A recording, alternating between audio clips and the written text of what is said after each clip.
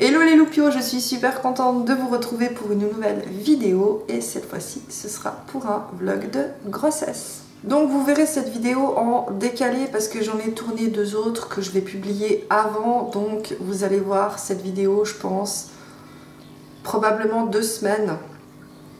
2 semaines, donc à partir de ce jour on est fin juillet, donc je pense que vous l'aurez je pense début ou mi-août cette vidéo là. Pour vous parler justement de l'évolution de ma grossesse. Très exactement aujourd'hui j'en suis à presque 35 semaines, voilà, dans 2 jours je serai à 35 semaines de grossesse, donc on arrive tout gentiment au bout. Donc voilà, je vais vous parler de la fin du 2e trimestre et de ce que je vis en ce moment pour le 3e trimestre, par rapport à mon expérience, par rapport à ma vie de déjà, j'ai déjà une petite fille, hein, et par rapport au bypass également. J'espère que ça va pas trop être brouillon parce que j'ai pas du tout fait de liste ou de checkpoint. Donc je vais essayer de rien oublier. Je vais commencer par le 2e trimestre. Alors le 2e trimestre, c'est plus ou moins bien passé à part la fatigue. Voilà, on est parti en vacances au Maroc avec mon mari et ma fille. Je sais plus si je l'ai dit dans le vlog précédent. Ça s'est relativement bien passé à part que j'étais crevée, mais vraiment crevée. La fin du 2e trimestre, j'allais un petit peu mieux. Franchement, ça allait un petit peu mieux. J'avais moins cette nonchalance. J'avais plus envie de faire les choses, j'ai eu des élans, voilà, des élans d'énergie pour faire plein de choses, ainsi qu'au début du 3e trimestre. Niveau santé, je n'ai toujours pas de carence, donc je suis toujours suivie de très près par mon endocrinologue, donc au niveau des prises de sang, des vitamines, etc. Voilà, je prends bien mes vitamines tous les jours, donc du coup, ben, ça engendre que je n'ai pas de carence et que tout se passe bien.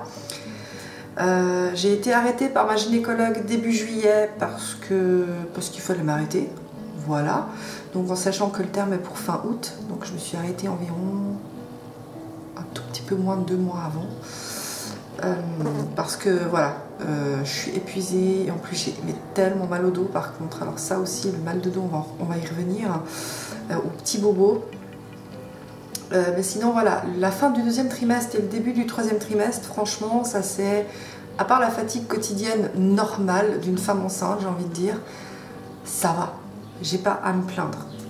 Là maintenant on va venir sur ce que je vis en ce moment, donc c'est-à-dire au milieu presque à la fin en fait, voilà, il me reste 1 mois à tirer environ, voilà, milieu de 3e trimestre. Plusieurs choses. Alors niveau alimentation, on va parler de l'alimentation. Niveau alimentation, alors j'ai alimentation et poids.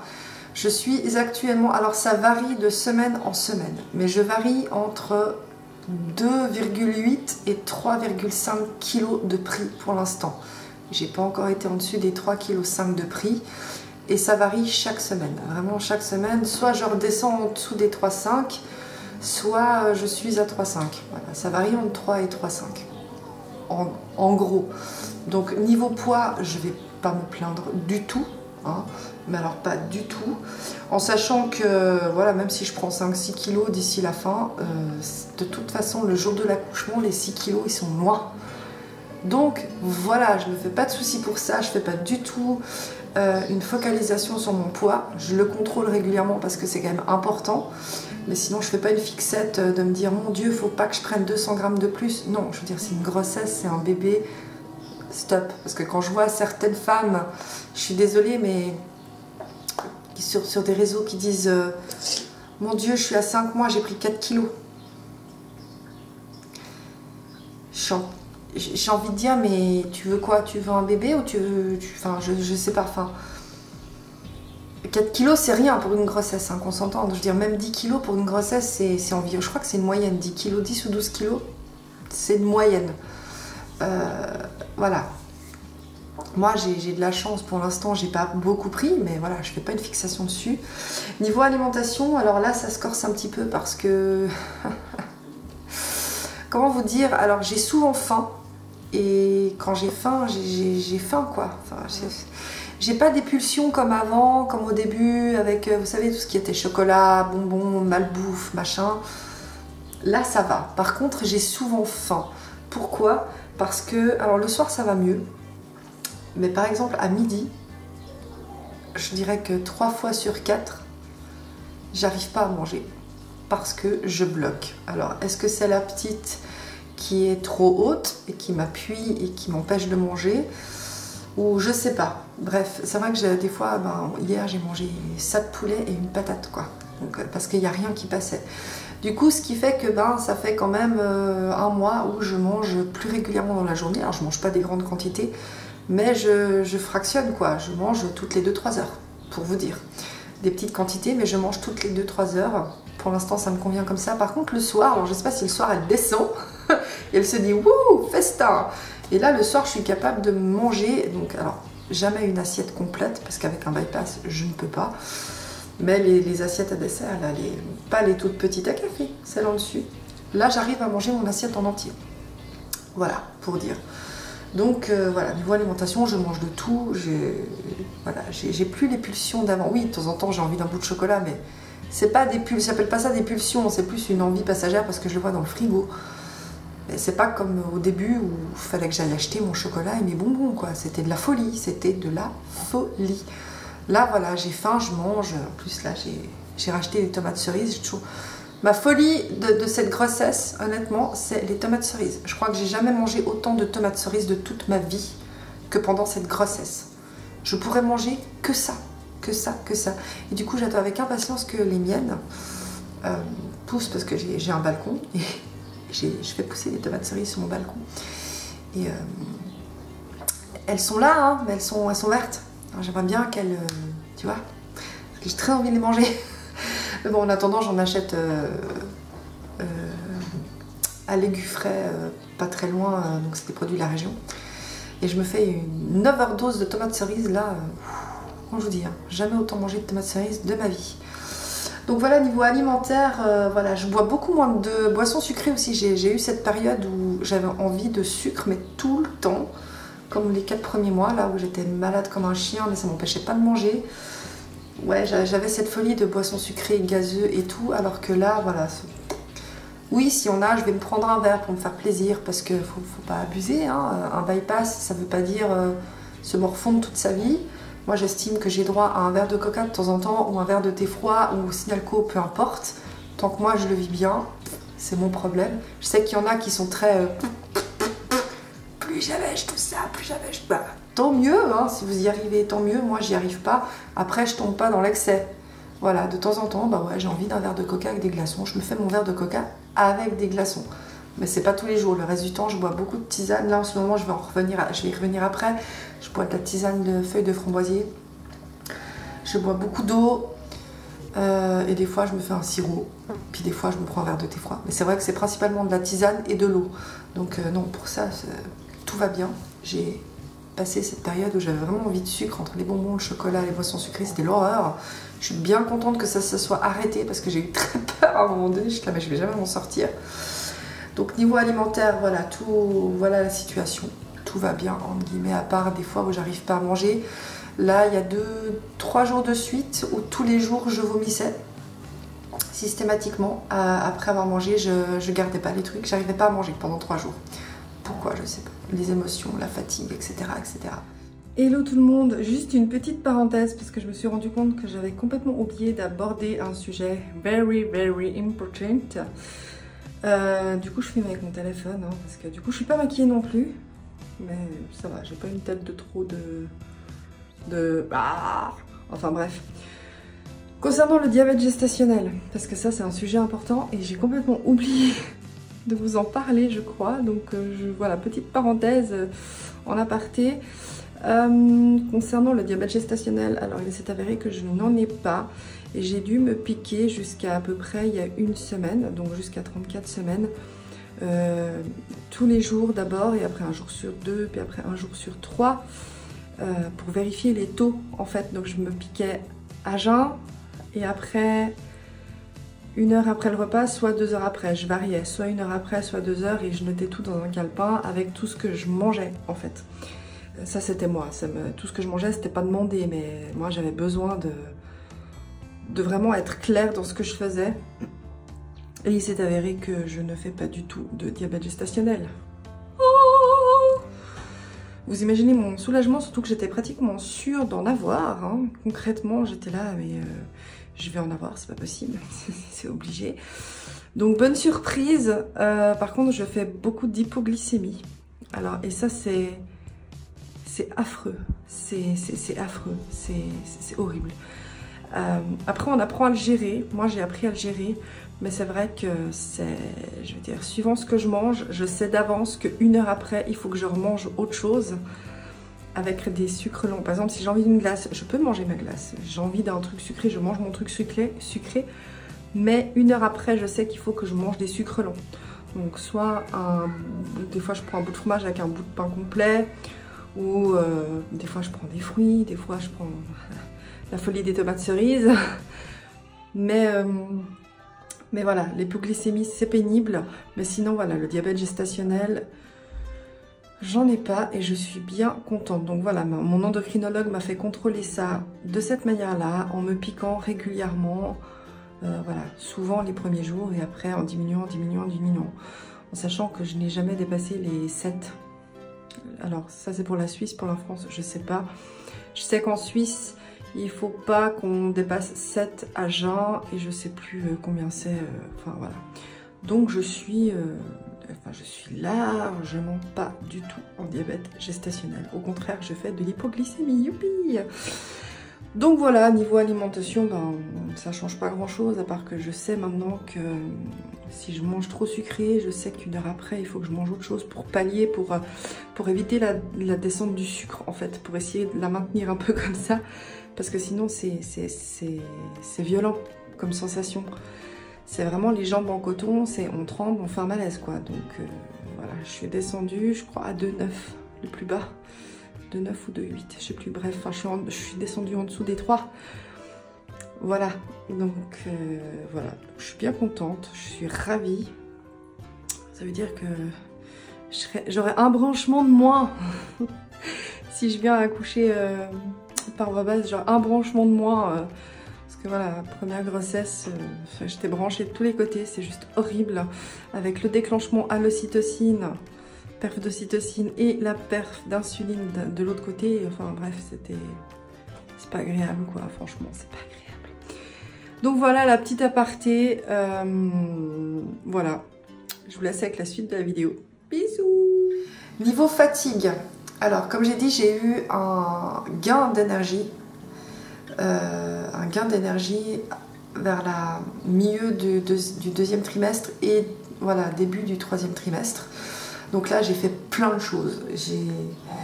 J'ai remonté tous les cartons des habits de ma première. J'ai fait le tri. J'ai fait un gros tri. J'ai gardé ce que je voulais garder. J'ai refait des cartons, parce qu'en fait, j'ai fait un carton souvenir pour ma plus grande. Enfin voilà, j'ai déjà l'armoire est déjà prête. Les habits lavés, pliés, rangés. Voilà, j'ai fait le tri. J'ai déjà commencé à ranger, parce qu'en fait, elle va dormir dans notre chambre les premiers mois, c'est clair. Comme la première, hein. La première année, je crois qu'elle est restée 1 an et demi dans notre chambre. Donc là, ça va faire pareil. Voilà, je vais pas la mettre dans la chambre de sa grande sœur, en sachant qu'en plus, dans une année, elle commence l'école. Donc non, c'est pas le but. Donc voilà, j'ai commencé à aménager la chambre, à préparer ses affaires, à faire le tri, à ranger tout. Voilà, le gain d'énergie aussi, faire du tri dans ma salle de bain aussi. J'ai rangé ma salle de bain, j'ai tout réorganisé. Enfin, j'ai eu un élan d'énergie. Voilà, j'avais envie de faire à manger, j'ai envie de faire j'ai envie de sortir. Enfin, voilà, plein de choses. Et là, ça fait 2 semaines, rebelote. On redescend, c'est la redescente comme ça. C'est-à-dire que je suis de nouveau... Alors là, je suis maquillée, ça se voit pas. Ça se voit pas forcément sur mon visage, en fait, que je suis fatiguée. Mais je suis, fracassée.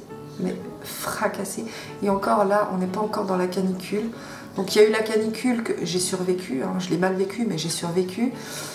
Là, on va y retourner. Yes. Je vais mourir. Je vais mourir. Mais bon, heureusement, j'ai une baignoire à la maison. Donc au pire, je vais me tremper dans l'eau. Mais je suis... en fait, je retourne dans cette phase de... Je sais pas comment vous expliquer, vraiment comme les 4 premiers mois de ma grossesse où je suis au fond du bac, où je suis mais fatiguée. Je crois que j'ai rien envie de faire. C'est vraiment cette espèce de nonchalance. C'est vraiment ça, où t'as pas envie de faire à manger, t'as pas envie de te lever. En fait, t'as rien envie de faire. T'as rien envie de faire à part poser tes fesses sur le canapé, quoi. Et malheureusement, avec une gamine qui va avoir 4 ans, c'est mission impossible. C'est-à-dire que je passe mes journées à pas survivre. J'ai pas envie de dire ça parce que c'est violent comme mot, mais c'est très compliqué. Franchement, alors je sais que je suis pas à plaindre, j'en ai qu'une. Hein. Il y en a qui ont 5, 6 enfants, ça je le sais. Après, c'est comment moi je le vis. Chacun vit les choses à sa manière et moi je les vis de cette manière-là. Je suis pas en train de me plaindre. Je constate juste... Je partage juste ce que je ressens et ce que je vis en ce moment, sans pour autant me plaindre parce que j'ai beaucoup de chance d'avoir la vie que j'ai. Voilà, j'ai pas la vie de rêve, de luxe, vacances, jet, comme certaines influenceuses, mais jet c'est un gros mot, vous voyez ce que je veux dire. Hein.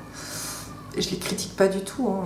Tant mieux pour elles, mais voilà, je suis pas à plaindre. Je suis pas à plaindre, j'ai quand même une vie assez confortable, j'ai un joli appartement, j'ai une famille... toujours là pour moi, j'ai une petite fille qui va super bien, qui est en super bonne santé et tout. Donc voilà, je suis pas là pour me plaindre, je tiens juste à le dire. C'est juste que je suis dans une phase où vraiment je commence à fatiguer et quand vous avez un enfant de 4 ans à la maison, comment vous dire, c'est très dur à gérer. En tout cas pour moi, c'est très dur à gérer. Ma mère me dit toujours, et ça a tendance à m'énerver, ouais mais toi, tu faisais pas tes nuits avant 6 ans, voire même plus tard. Je dis oui, alors ok, sauf que moi jusqu'à maintenant j'ai été habituée à une gamine qui ne sortait pas de son lit le soir. Donc quand on la mettait au lit, même si elle dormait pas tout de suite, elle restait dans son lit. Elle jouait dans son lit, puis elle finissait par s'endormir. Alors que maintenant, c'est Bagdad. Quand je vous dis qu'il y a des soirs, mais on la met au lit à 9 h, donc 21 h parce que c'est l'été, et avant 23 h, elle dort pas. Et c'est même pas qu'elle reste dans son lit, c'est qu'elle sort. Donc, tu peux pas regarder la télé parce que moi je peux pas... Voilà, moi je suis pas la fille qui regarde des séries à l'eau de rose ou des trucs comme ça. Moi je regarde souvent des séries avec ben voilà, des trucs assez violents ou des vampires, des morts vivants, enfin un peu fantastiques. Et moi, je veux pas que ma fille, elle voie ça. Donc, il y a des soirs, j'allume même pas la télé parce que je sais que ça sert à rien. Je vais pas pouvoir regarder 10 minutes. Il y a même des soirs où je n'arrive même pas à manger parce que, elle se lève toutes les 5 minutes. Voilà. Et elle est parfaitement consciente de ce qu'elle fait. Donc ça veut dire qu'on n'a plus de soirée, quoi. Je sais que c'est pire, mais quand on a été habitué jusqu'à maintenant à un certain confort, où on a un enfant qui va se coucher, qui reste dans son lit, même s'il dort pas tout de suite, il reste dans son lit, et toi, tu as un moment à toi, et que tu rentres dans ton 3e trimestre, et que tu vas être au bout, tu sais que tu vas être au bout de ta vie, moi en tout cas, je suis mais fracassée, sans parler qu'elle ne fait plus de sieste. Elle ne veut plus faire la sieste, donc c'est un âge normal, on va pas se plaindre. J'aurais voulu qu'elle tienne jusqu'à la naissance de la 2e, parce que vraiment, ces moments de sieste, je pense qu'il y a beaucoup de mamans qui vont me comprendre, ces moments de sieste, ils sont importants. Mais vraiment, enfin, moi, je sens la différence. Dire que là, maintenant, allez, on va arrondir, parce que des fois, elle se lève plus tôt, de 8 h le matin à 9, 10 h le soir, tu peux pas te poser. Et même quand tu essayes de te poser sur le canapé, j'ai une gamine qui ne veut pas que maman ferme les yeux, en fait.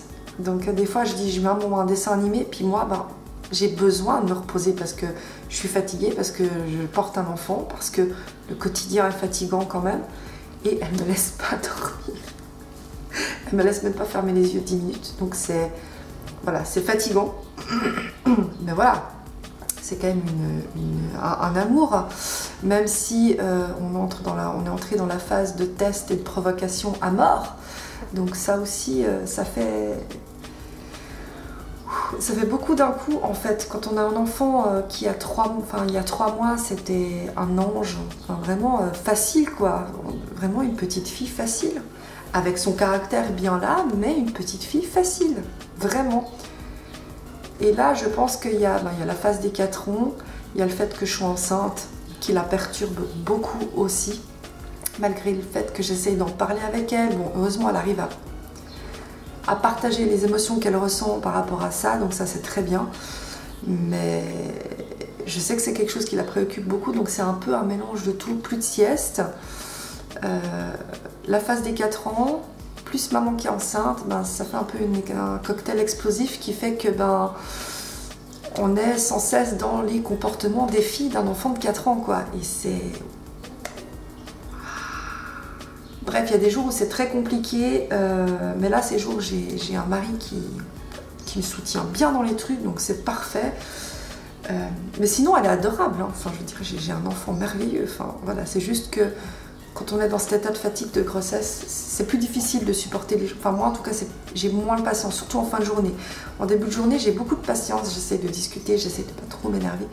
Mais c'est vrai qu'en fin de journée, je n'ai plus de patience. Je suis au bout de ma vie, je suis fracassée, j'ai juste envie de me poser et de rien faire. Et voilà, quand il faut encore penser au souper, au ménage, à la lessive. Enfin, vous connaissez la vie de maman, hein. Donc voilà, heureusement que je travaille plus, parce que je crois que je serai en burn-out. Voilà. Donc voilà pour la petite phase fatigue, je retourne dans cette descente-là, retour point de départ, j'ai envie de dire. Et je pense pas que ça va aller de mieux en mieux. Je pense que 2 semaines avant je suis désolée. Mais voilà, je vis à la campagne et puis là, il y a les mouches qui arrivent et c'est pénible. Je pense que dans 2-3 semaines, je pense qu'avant l'accouchement, je vais avoir de nouveau un élan comme la première fois, je pense, où l'élan de ménage, des à-fonds, de tout que soit prêt et tout. C'est juste que là, je suis... Mais heureusement, j'ai une maman qui est disponible et qui, voilà, par exemple, là, elle me l'a prise hier soir chez elle pour que je puisse déjà dormir un peu plus, parce que j'ai besoin de dormir, et que je puisse avoir une journée pour moi où vraiment, là, je profite de filmer, donc ça me fait plaisir. Mais voilà, rien que se poser sur le canapé et tout, enfin, voilà, ça fait du bien. Heureusement et merci, heureusement. Niveau du suivi de ma grossesse, ben voilà, je suis toujours suivie par ma gynécologue, tout va bien. J'utilise, pour celles que ça intéresse, l'application Grossesse Plus. Donc voilà, c'est celle-ci, avec le petit bébé en bas.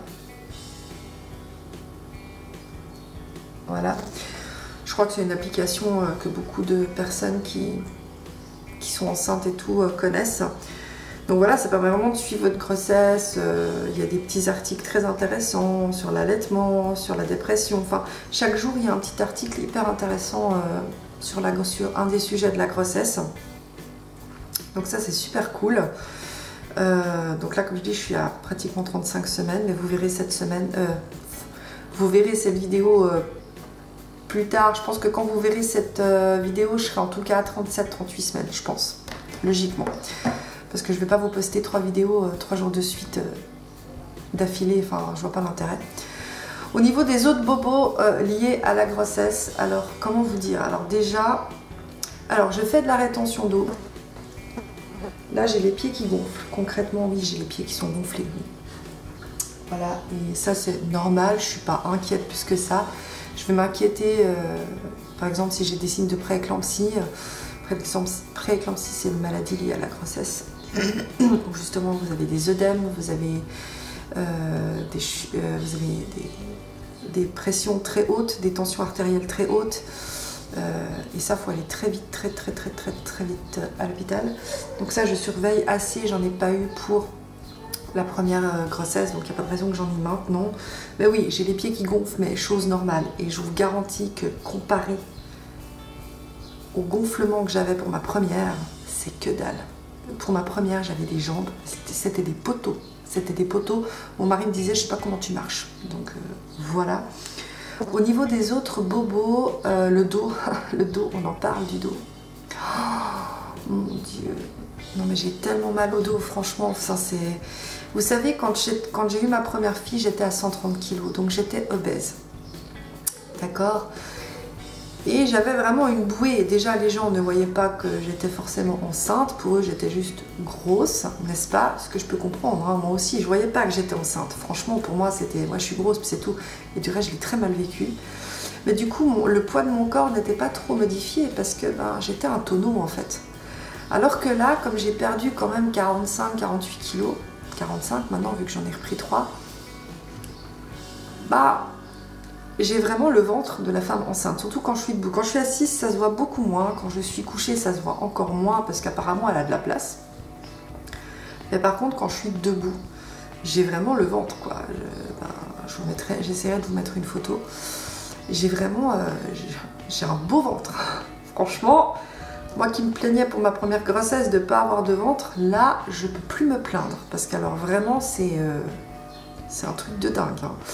Et du coup, j'ai tellement mal au dos. Mais même pour dormir, je ne sais plus dans quelle position me mettre. C'est hyper compliqué. Enfin, mais le bas du dos... Oh. Du coup, j'ai regonflé mon super ballon, donc mon ballon gym que j'avais déjà pour la première. Et là, j'ai commencé justement, quand on est dans le 3e trimestre, je marche, je me force à marcher. Déjà pour le dos, la musculature et tout. Et le ballon aussi, je fais beaucoup de ballons pour faire travailler le bassin et pour me soulager le dos. Donc ça c'est... Le ballon pendant la grossesse pour moi c'est la base, vraiment. Les crampes, ah oui alors les crampes ça j'en ai toutes les nuits, c'est affreux. C'est affreux. En général j'arrive à les gérer sauf une fois. Bon déjà au Maroc j'en ai eu une, pendant 1 heure je pleurais. Et là j'en ai eu une autre aussi l'autre jour. Heureusement que mon mari était là. Parce qu'en fait, avec mon ventre, j'arrive pas à attraper mon pied. Vous savez, pour faire l'exercice, pour tirer les pointes de pied, pour bien tendre le muscle, j'arrive pas à le faire avec le ventre que j'ai. Donc du coup, heureusement que monsieur était là parce que j'en ai pleuré tellement j'avais mal, quoi. C'était juste horrible. Donc vivement la fin aussi. Niveau mouvement, alors j'ai un enfant qui bouge beaucoup. Mais quand je vous dis beaucoup, c'est de la folie, quoi. Autant la première, je la sentais des petits coups, mais c'était pas comme ça, quoi. Là, c'est décuplé, c'est tricuplé, discuplé, enfin, c'est... Oh, par exemple, hier soir, je n'arrivais pas à dormir et elle me faisait mal, mais vraiment, elle me faisait mal. Et je sais pas ce qu'elle fait, un coup elle est à droite, un coup elle est à gauche, je sais pas ce qu'elle fait, elle scromade, je crois, enfin voilà. Mais elle fait vraiment, il y a vraiment des fois où ça fait vraiment, mais ça me fait mal. C'est même pas les... Alors des fois je sens des coups dans les côtes, ou aussi en bas au niveau de la vessie. Mais des fois, je sais pas, elle se tourne d'une manière où j'ai l'impression qu'elle me broie à l'intérieur, quoi. C'est vraiment pas, mais vraiment pas agréable. Et puis elle bouge, mais alors... hyper active cette gamine, hyper active. Elle bouge tout le temps, quoi. Là, elle a tellement bougé cette nuit qu'elle bouge plus, là. Là, je pense qu'elle fait dodo. Mais dès qu'elle est réveillée, c'est du non-stop, quoi. C'est un truc de fou. Et on voit vraiment à travers la peau, enfin voilà, j'ai pas du tout vécu ça pour ma première non plus.